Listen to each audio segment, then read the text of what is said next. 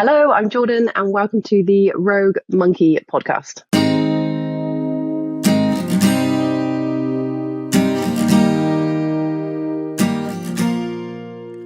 Hello and welcome to the Rogue Monkey podcast. We're back with a new season, new conversations, and hopefully plenty to get you inspired. My name is Kevin and I am the host of the show. I've worked in sport, education and creative spaces now for more than 2 decades, and my aim is to tap into the lived experiences of others. This podcast is about stories and journeys, the turning points along the way and the wisdom we can take from those unplanned moments to help and support our own journeys. In my latest conversation, I speak to Jordan Wright, a graphic designer and climate activist. Jordan shares her journey and experiences in the fields of both sustainability and environmental activism. We discuss the influence of nature and risk-taking in shaping her passion for climate activism. We dive into the importance of resilience, community and vulnerability in navigating personal and professional challenges. Jordan highlights the significance of communication and asking for help, as well as the value of living life to the fullest. It's a beautiful conversation and one we hope you take a lot from. Don't forget to give us a follow across the socials. Just search for the Rogue Monkey podcast. So let's get into today's interview and episode 101, where I speak to the incredibly inspiring designer and activist, Jordan Wright. Hello, Jordan, and welcome to the podcast. How are you doing? Yeah, really good, Kevin. How are you? Yeah, really good. I've been excited for this conversation for quite a while. We've spoke on and off over the last few years at our various meetups in Wales, but keen to kind of dive into an incredible story today. And I guess, do you want to give our listeners and viewers just a little bit of an introduction, a bit of an overview as to who you are? Yeah, great. As you said, we met at the Do Lectures. So I was part of the Do Lectures team for nearly, 8 years, I think, working with the curation. Primarily, I'm a graphic designer, trained graphic designer. So that is where kind of my primary skill set lies. But as you know, Kevin, the Do Lectures is such a tiny team, so it's wearing many hats in the best possible way, all working towards our big annual event, which is held in West Wales in Cardigan. That's where we first met with all the other incredible Do Lectures crew. Alongside the Do Lectures, working with the Hyatt Denim team as well, which is owned by the same founder, David Hyatt. And as of the start of this year, so very, very recently, I have left both companies and are working with an NGO, Protect Our Winters, working with their European team across, I think we have about 10 chapters within Europe. But I'm actually part of the European team, so being that coordinator between them all. So just for those who haven't heard of Protect Our Winters, it's an NGO started in the States by professional snowboarder Jeremy Jones in 2007. And the Europe team is actually fairly new, so that didn't start until 2020. But the chapters have, I think the first one was maybe in 2014, 2016-ish. So for Europe, we've come in at a very exciting time, I think, because it's definitely an exciting challenge, making such a huge impact across so many different countries. And I think, so just for example, so this, at the moment, I've been working with the team on our pan-European campaign for the year. So the EU elections are happening within Europe in June of this year. And it's just such an exciting project to be working on, trying to unite our voice internally and then taking that to the community, not just within sport, snow sports, but just within climate, So Yeah, so that's what I'm doing at the moment. So again, the Protect Our Winters team within Europe, again, we're very small. So again, taking my graphic design skills, my communication skills, as well as wearing many hats, and using those to really, I guess, share the story of Protect Our Winters and what we stand for and what we're working towards. So I work with our partnerships and work on the brand strategy, specifically with our brand partners as well. So if a brand partner comes along, working with them, how we can work collaboratively, whether or not that's as a co-promotion for a product or a campaign. So like the EU election, like how we can get them united and standing with Protect Our Winters. So yeah, what do I do? My gosh, yeah. I think what I've learned over the last 10 years is that design is such a huge asset to have within my, I guess, toolkit. And I've definitely learned a lot about myself and about what where my strengths lie. So I love working within communities. Definitely have a deep passion, which has been ongoing for many, many years with climate, and especially with climate activism. So yeah, as you can imagine, the Do Lectures really built that community sense for me, and having made such an impact, I think, with the Do Lectures, it's just incredible when you can really see change within somebody. And then, that was kind of why where my decision was when I left the Do Lectures at the end of last year, was because I did want to kind of focus more on this climate area or industry, as you wish to call it. So, go. I think it's funny because I was speaking to somebody not so long ago about if somebody asked me what my job role was, I don't know if I could sum it up in a line, but I think that's great. And I think actually following your passions and your interests has so much more weight rather than being pinned down by a single job title. I guess for me, because of the different companies that I've worked with and the organizations I've worked with, just coming back to that being a really tiny team. But I think that has huge strength in building your career and carving out who you are and where you kind of fit in this bigger puzzle. I guess that's my personal insight into that, I think.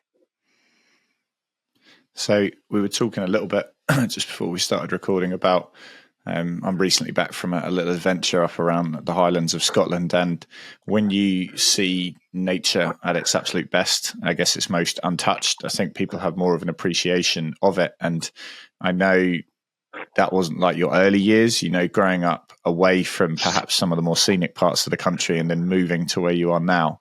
Was that kind of a turning point for you in terms of, I guess, influencing your appreciation of that?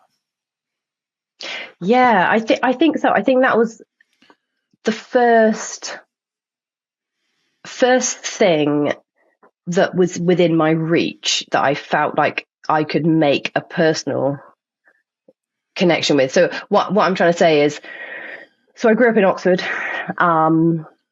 which is pretty landlocked if you're talking about UK cities, which is very different to where I am now in Pembrokeshire.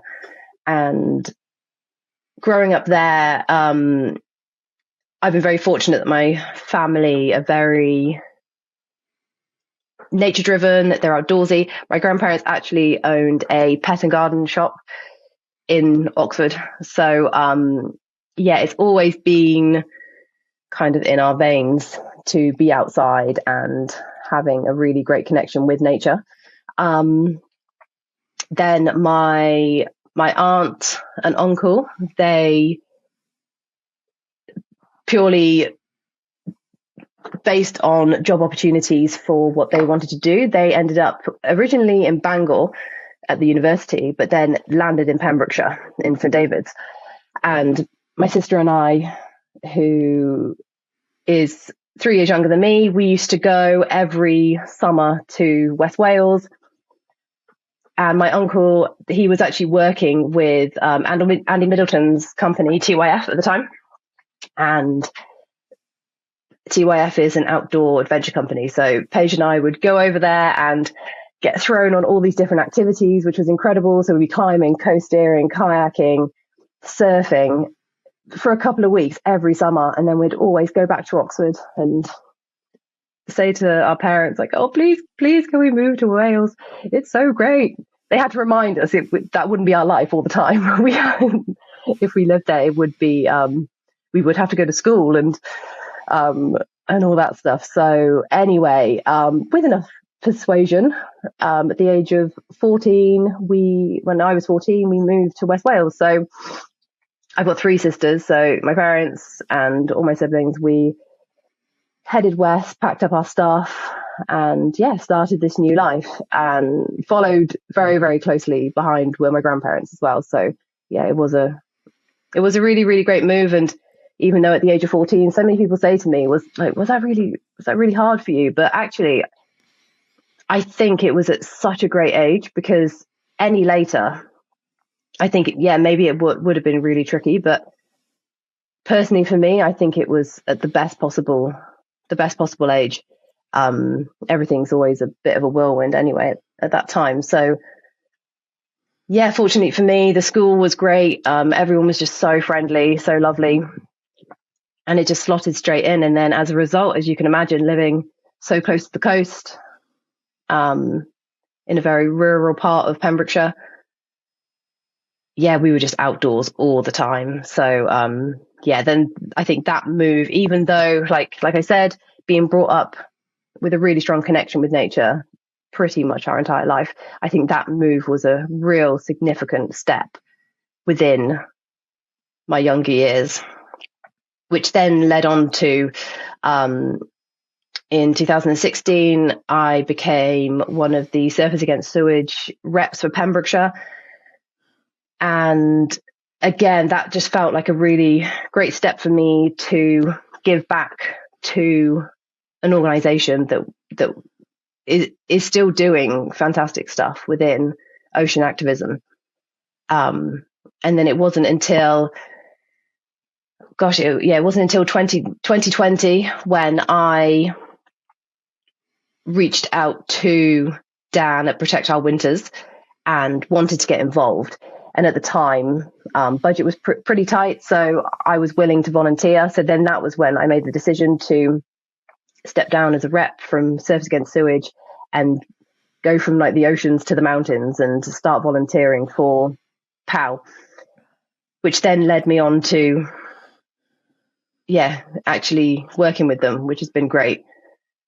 So that's, I'd say, is the key milestones in my life so far when it comes to where I want to be going, if that makes sense.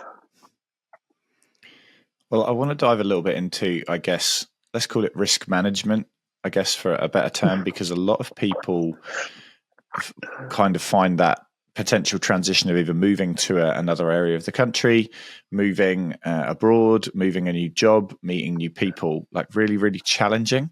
And were there any aspects of, whether it was your upbringing, whether it was those years at school, whether it was the move itself to Wales, were there any things that really allowed you to build up a level of comfort with taking risk, trying new things, living for the moment, following your passions? Like, where did that actually come from? I think, my aunt and uncle have had a huge influence on, I don't want to speak on behalf of my sisters, but definitely for me. And they've always sort of lived in the moment, gone with their guts, made some pretty big moves. So I think it was 2020, they sold their house in Pembrokeshire, bought a boat, and then sailed from where did they sail from? They sailed from Spain right across to the Caribbean. So they had very, very minimal sailing experience, but they just knew that this was something that they needed to do. And that's just like one example of what some of the adventures they've been on. They've always traveled around in a van. One year they rented their house out and lived in a yurt for a couple of months. Just things like that, which many people wouldn't even consider. And just to have that kind of adventure and that change of the normal day, I think is so exciting. So yeah, they definitely have had a huge impact on the way I think and the way I make decisions, I'd say. And yeah, they've always kind of reminded us of that, of come on, like if that kind of niggling idea is in your head, just go for it. Like what's the worst that could happen? And it's never what you think is going to be in your head. Like that worst thing is always blown out of proportion. Our minds do some crazy things. So yeah, they're definitely one thing that has inspired me.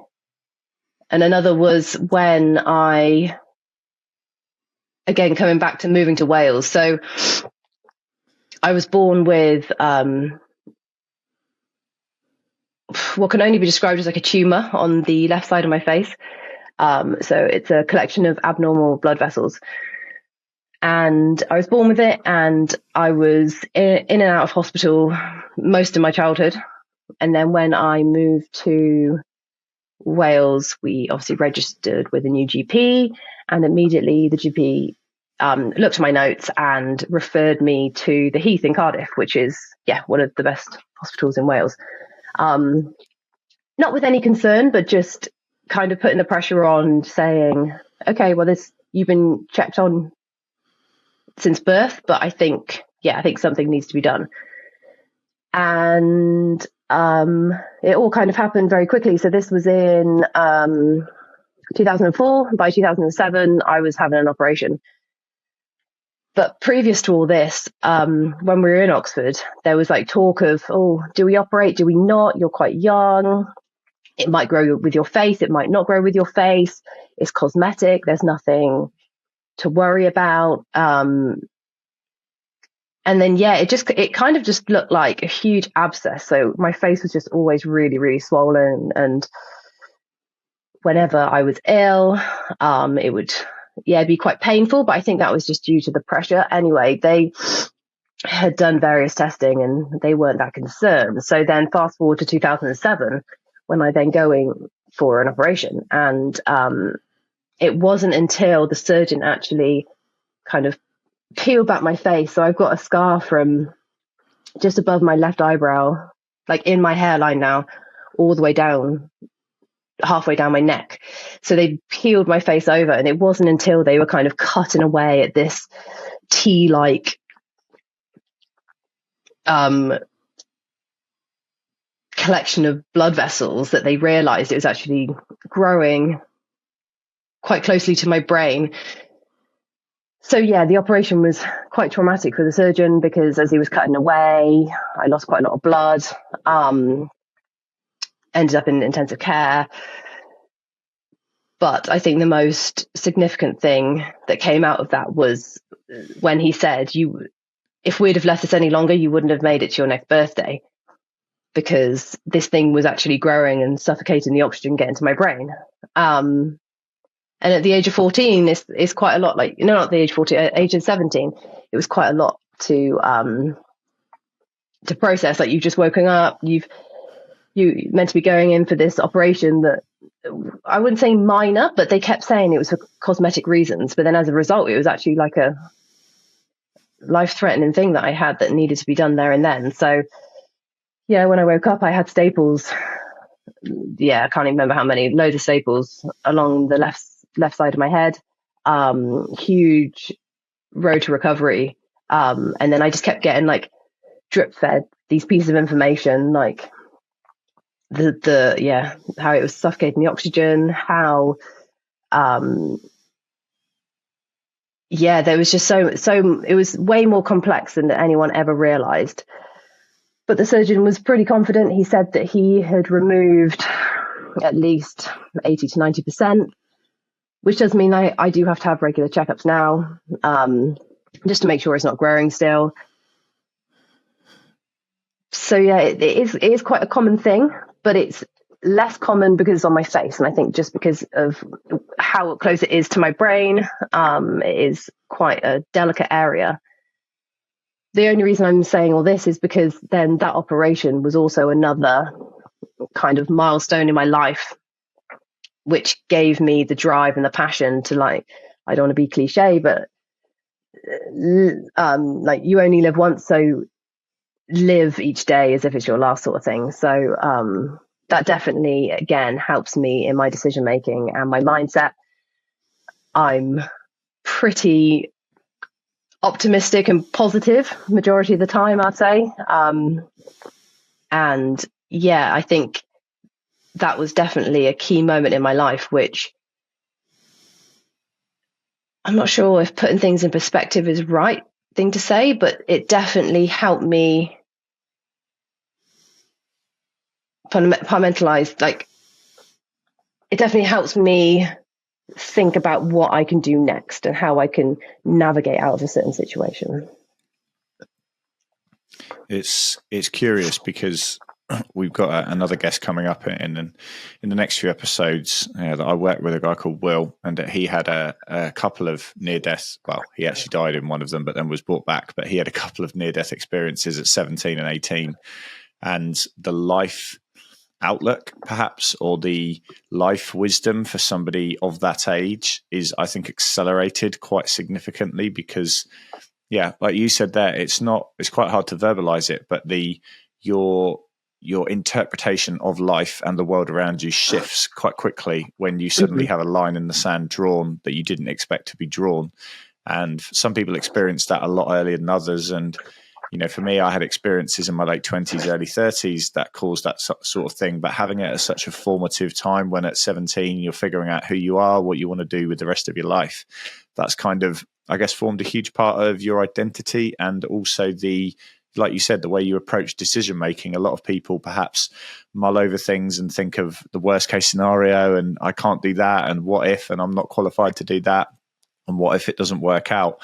And when you've gone through an experience like that, you know, again, not to be cliche, but off the back of taking a risky job from a life journey sort of sense, it's not going to kill you, you know, and that kind of becomes like your reference point of going, well, yeah, it's a risk, but it's a manageable risk.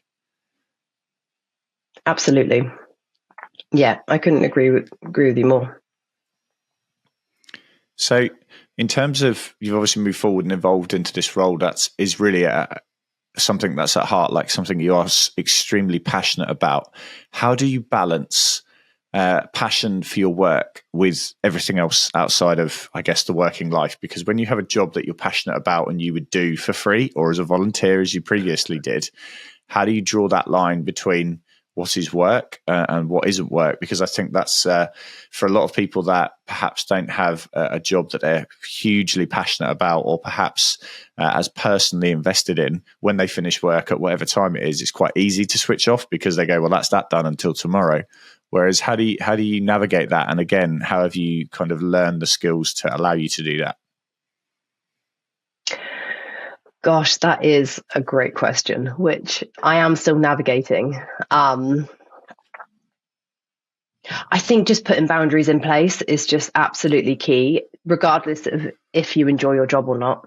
Yeah, like you said, it's really hard when you're so passionate about what you're doing, but there is never enough hours in the day or days in the week. So you could work, oh my gosh, yeah, all the hours, 7 days a week, and you still would not get everything done. And I think it's putting boundaries in place, being really honest with what can be done in the time you've got, and just saying no more. Because, yeah, it's happened to me on so many occasions. And it's not a negative thing at all, because everyone works so differently. But you definitely do need to look after yourself, and you need to get that balance right, because even more so now. So I've got a 5-year-old. So it's really important for me to be able to have that time with him. And without that, gosh, life just goes so fast, right? So otherwise you would just be working. And I would never want to look back and regret something that I might have done. So that classic thing of working so much, and as when your children are so young, sort of thing. So I'm definitely better at managing my time now than previously before I had him. But I do still need to check in with myself and make sure I put those boundaries in place. And again, it comes back to, by saying no, you immediately start thinking of the worst possible outcome, which is so crazy, because it's never like that. Everyone's so human, and there's only so much you can do. And communication is absolutely key. So as long as you're really clear in your communication, like don't leave things to last minute. Like don't leave things to the day before and say, oh, sorry, I actually can't hit that deadline. Just be super honest at the beginning. And I think that's the biggest thing for me I've learned, is communication is 100% key, but not only in work, but like in life as well, like with relationships, friendships, partnerships, whatever it is, just communicate and be as transparent as possible. Okay. So you mentioned there about being a parent, and I think, we have a lot of parents engaging with the show. So how has the journey you've been on influenced you as a parent in terms of, I guess, paying it forward to the next generation? Mindful you said your son is still very young, but how do you perhaps think your parenting view has been shaped by your own life experiences? Wow. Okay. So my parenting view, it's been really interesting. I don't even know if you and I have even spoken about this. So when I felt pregnant, I was actually with somebody, and that broke down very, very quickly after I fell pregnant. And as a result, I then had to go through the entire pregnancy alone. During all of that, during the pregnancy, I had to touch base with Cardiff Hospital, and that's when it kind of opened a can of worms of how dangerous, I guess, not the operation, but the delivering of him would be. So luckily, I had a C-section, but they had to keep a really close eye on me during all of that, because obviously the amount of blood that you've got in your body during pregnancy, it just they didn't know how it was going to react with the remaining vessels that were still in my face. So alongside dealing with making sure my health is okay, even though I had this elect C-section, it was still like a huge worry. And even after I had him, they were like, maybe think twice if you want another one, because it is quite a big toll on like your health. But alongside all that, I had to, I don't want to say do it alone, because my gosh, I have got the most incredible community of people around me. And it is that saying of it takes a village, because that year and even the year after was I'm just so grateful. I'm just so grateful for everybody that was around me and supported me at the time. And during pregnancy and after delivery, again, with my ex-partner, it was not smooth at all. And it was very difficult mentally. There was a lot of barriers, let me say, that got put in my way. And I think because I'm just such a positive person, I had to really like dig deep and navigate that situation the best possible way. And I do think that being pregnant and bringing this small human into the world was just like my purpose and my focus at the time. So it was quite a challenge, but it actually resulted in some of like the best times I've ever had. Okay. So we hadn't actually explored that before. I know we've touched on a few things on a couple of adventures to the beach when we've been down in sunny Wales, but thank you for sharing that. Firstly, I know that's deeply personal, and I think there's a lot of people out there who have gone through perhaps not similar challenges, but have felt in situations like, perhaps they're, what do I do? How do I get through this? How am I going to figure it out? And I think you mentioned there around it takes a village. And I think who we surround ourselves with on this journey, professionally, personally, in our relationships, in our friendship groups, all of these sorts of things is absolutely vital, because when it's plain sailing, it's okay. Like, you don't tend to lean on people as much, but it's when the proverbial mess hits the fan in life, which, unfortunately it does. That's when you lean onto that village. And actually, I think there's a huge amount to be said for that, of actually saying, who do we surround ourselves with? And can we confidently say that should the worst happen in our lives, we can know that we can metaphorically pick up the phone and they'll be right there with us. And when you've gone on an experience like that, it changes things for you. And I'm sure really changes the way in which you value your friends, having gone through that, because like I said, when it's easy, it's, that's fine. But I think it's the challenging times that set the friends and the family around you apart. Absolutely. And even so, a lot of my friends are having kids now. And I think what I've noticed is that when you have two people bringing up a child together, there is this sense, I'm not saying that everyone's the same, but what I've witnessed is they kind of just stick with each other and they don't ask for help enough. And I'm not sure if that's kind of like a society thing that we've bred, but I'm always reminding people, just like, please just like reach out for help. Like, it doesn't matter if, like, whatever time of day it is, just ask for help. Like, don't feel like the two of you need to do this on your own, because even though you've decided to do this together, it doesn't mean that this is like your own, like you're fully responsible for it. And I think it's hard asking for help. And I know it doesn't come naturally to a lot of people, but there is just so much strength in just reaching out and just feeling like you're not alone. I guess for me, because I was in a situation and it was just such a whirlwind, I had some amazing people that I wouldn't even need to ask. They would just turn up at my house.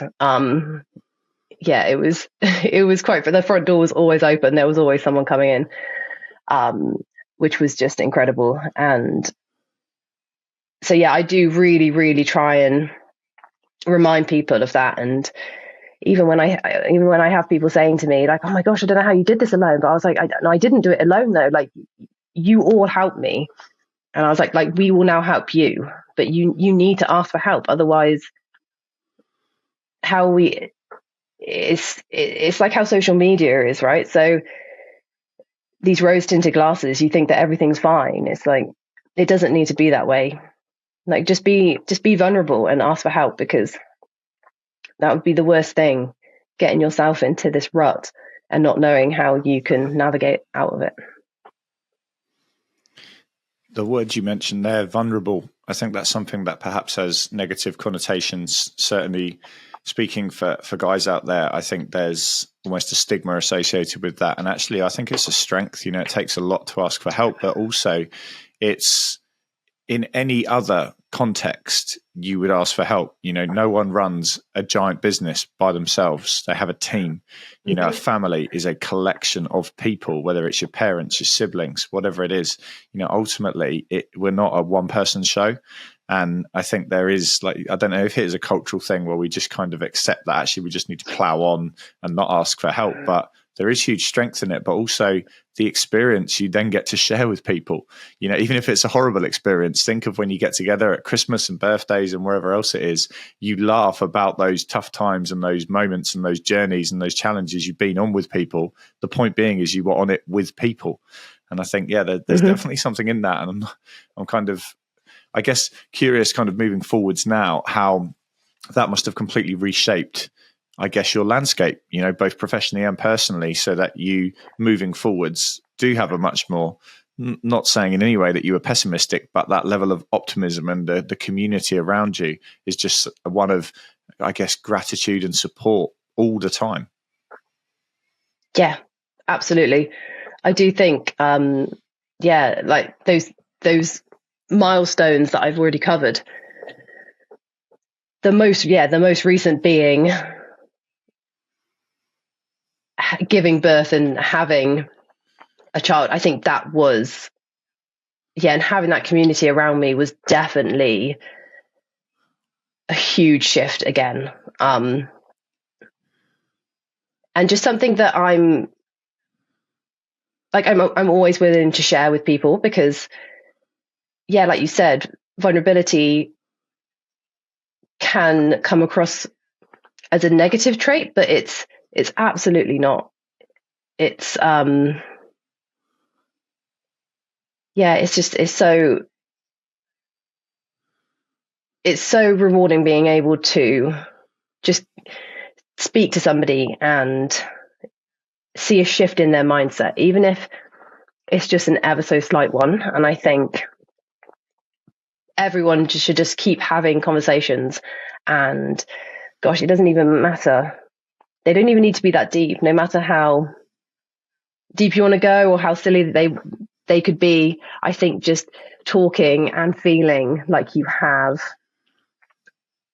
people that I guess you can resonate with or understand where you're coming from, or just to be a listener. I think because somebody did say to me, like, did you go through any counselling? And I thought about it, and I think it was one of the midwives that I spoke with. I said to her, I was like, do you think I should be going through some counselling? And she was like, do you feel like you need to? I was like, oh, I don't know. Like, everyone keeps saying I should, but I don't know if I don't really know. And then she shared a story with me that she had lost her daughter when her daughter was only like 13.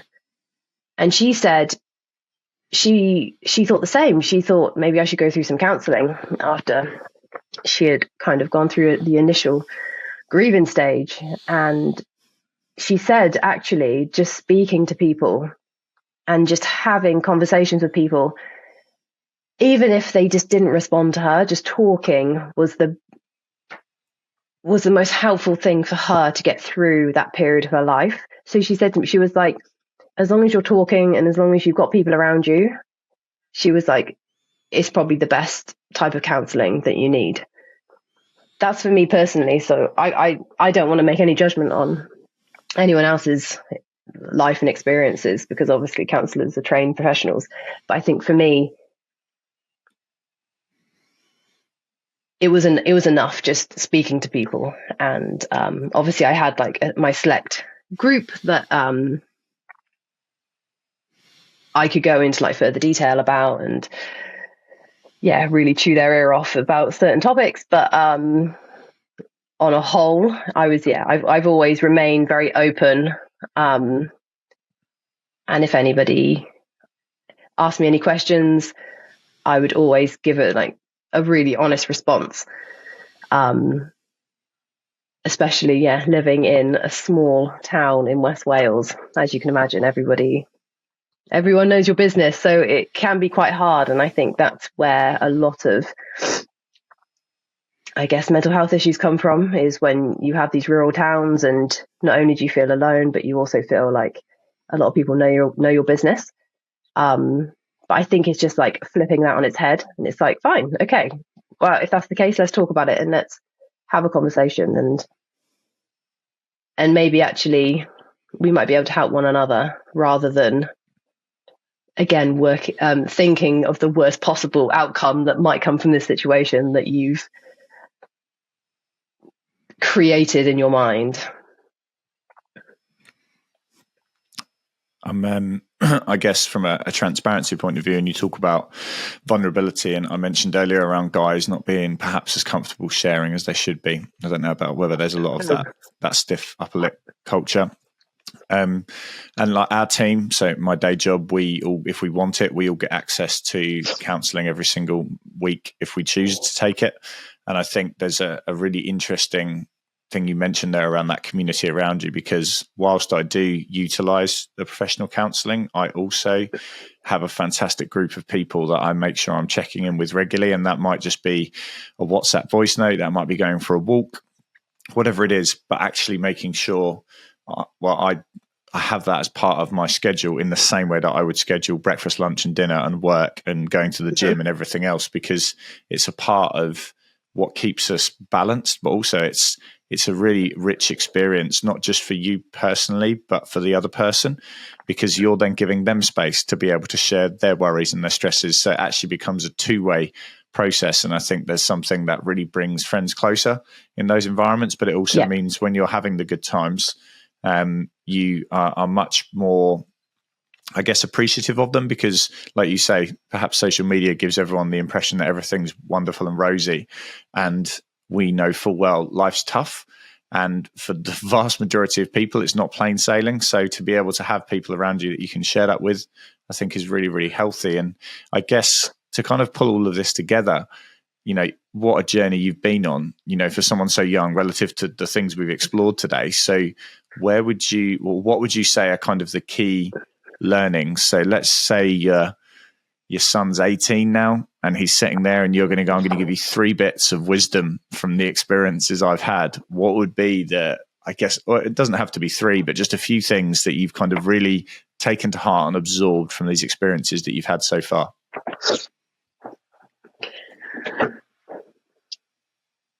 Yeah, gosh. I think asking for help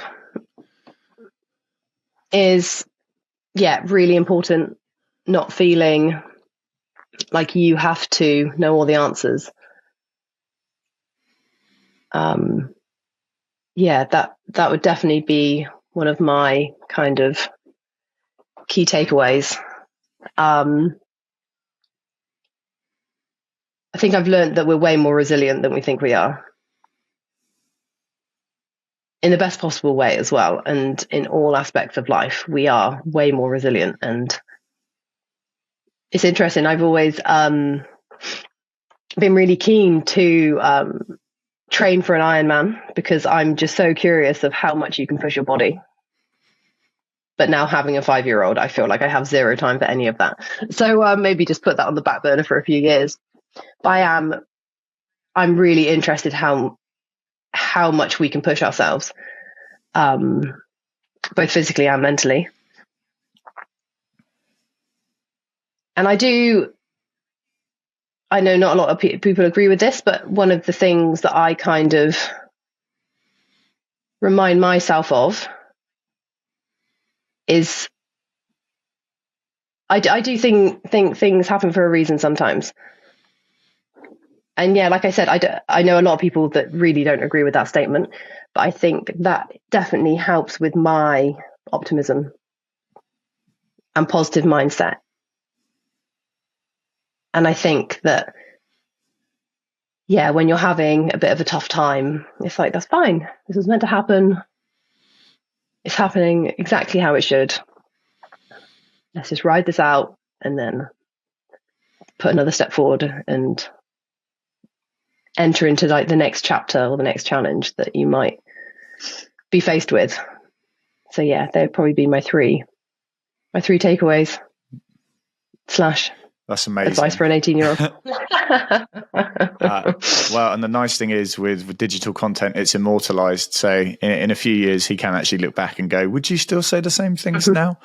But we've I guess, more for you, but for anyone else who's looking at things like the personal challenges around Ironman and stuff like that. On episode 96, we had somebody who was a dad, somebody who had a bit of a pause during the pandemic from a health point of view and kind of reflected to the point of going, should I do a new challenge? And 2 years later, he crossed the finish line for his first Ironman. And then our 100th episode, we interviewed a husband and wife duo who fell out of love with the sport of swimming back in their late teens, early 20s. I interviewed them really early on in their journey. Just before Christmas, they secured their first World Ironman title. And I do kind of, that resilience piece really resonated with me, because I say it to the sports people I work with a lot. Just think what we came through during the pandemic, and yet we're all still involved in what we love. And I think that there's a really, really key kind of thing to look into there. But I think the other thing that you've kind of talked about is this kind of just living life to the full. There are plenty of reminders as to why we can't do certain things, and certainly life likes to throw a few curveballs at us, shall we say, occasionally. But that should be even more of a reason to keep pushing forwards and actually, making the most of every day, every week, every month, every year. I've been looking forward to this conversation for a couple of years now, and we've darted around as to how we were going to do it, but I'm really glad that we finally got some time in to do it, because I've really enjoyed it. And I think there's a lot of people out there who, as we've gone through the various stages of what you've talked about there, go, wow, like what an incredible journey. And for the team at Protect Our Winters now, the people that they have working with them, what an exciting time for that organization, because, if everyone works there is as rich in what they give as you, it's going to be a fantastic future for them. So just a huge thank you, Jordan, for sharing some time with us, and good luck for what's going to be hopefully a very exciting 2024 ahead. Thank you so much, Kevin. Thank you again to Jordan for joining me for today's interview. You can connect with Jordan via the links in the show notes. I really hope you've taken something from our conversation today. And if you haven't already, please hit subscribe however you're joining us. Thanks for being part of the Road Monkey community, and hopefully you can join us for another episode very soon.